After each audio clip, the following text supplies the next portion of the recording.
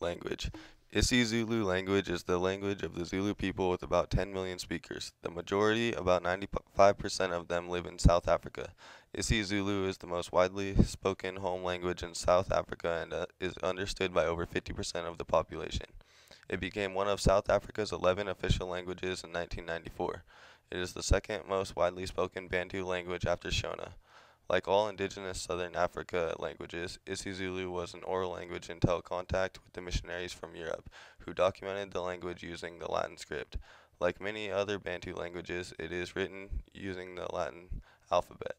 One of the most distinctive features of isiZulu is the use of click consonants. This feature of the language is shared with several other languages of Southern Africa, but is almost entirely confined to the Zulus region. Social organization.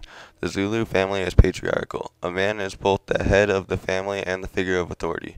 It is not unusual for a young man to have as many girlfriends as they wish. If they can afford it, they can take more than one wife when they decide to get married. Traditionally, women are not supposed to go out and work, since they were a man's responsibility. Nowadays, the status of Zulu women is slowly improving, with more women receiving an education. Religion. Although Zulus recognize the existence of a supreme being named Unkulunkulu, very big one, ceremonies aren't performed specifically for him. Instead, Zulus believe that the spirits of the ancestors mediate between Unkulunkulu and those on earth. Ancestors play an important role in Zulu life, and the offerings are made for protection, happiness, and well-being.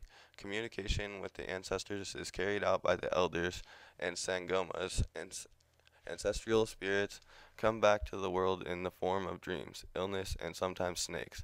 Zulus also believe in the use of magic. Anything they don't understand, such as bad luck and illness, is considered to be sent by an angry spirit. When this happens, the help of an herbalist or diviner is needed. He or she will communicate with the ancestors or use natural herbs and prayers to get rid of the problem.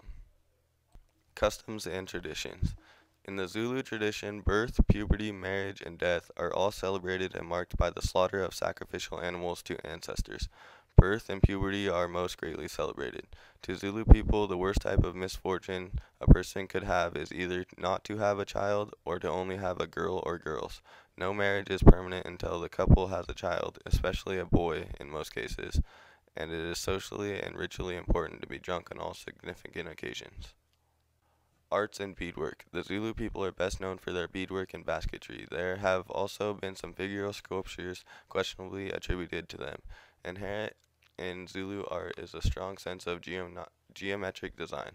The patterns are usually related to some notion of masculinity, femininity, fertility, or cattle.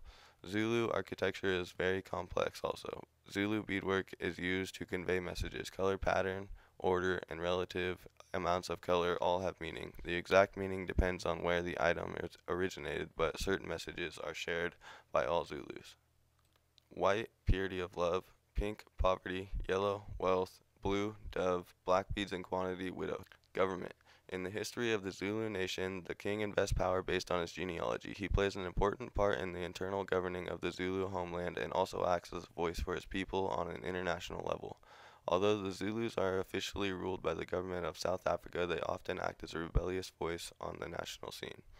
The highest level of leadership is the king. The second highest level of leadership is the chief, or Amakazi, who reports to the king. The title is inherited by the eldest son, but now women can assume the role of Amakazi. The third level is the headman, known as the Induna, who is elected by the village elders and acts as the village arbitrator on village issues, allocates land, and reports to the Amakazi.